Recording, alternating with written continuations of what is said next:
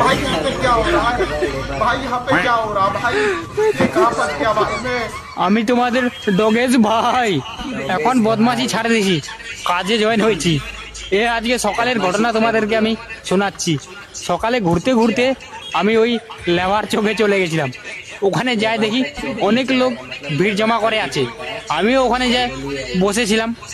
ঠিকাদার বলছে, ও ডগেজ আমার সঙ্গে কাজ করবি, চল তোকে আমি বিস্কুট খাওয়াবো।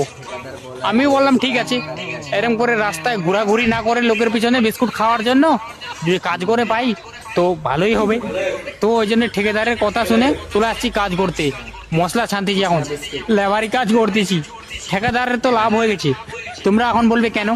ঠিকাদারের সঙ্গে আমার কন্ট্যাক্ট হয়েছে, দিনে আমাকে 3টা আমাকে পার্লাজি বিস্কুটের প্যাকেট খাওয়াবে।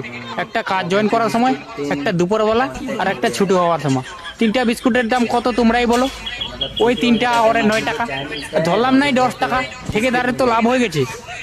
10 টাকা দিয়ে একটা লেবার পায়ে গেছে। সব আবার এরকম খাতারনাক লেবার তোমাদের ডগেজ ভাইকে।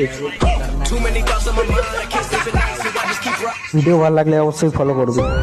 जाने के लिए मेरे चैनल को सब्सक्राइब कर दीजिए और बेल आइकन को दबा दीजिए। ऐसे रिएक्शन वीडियो आपको हर रोज देता रहूँगा।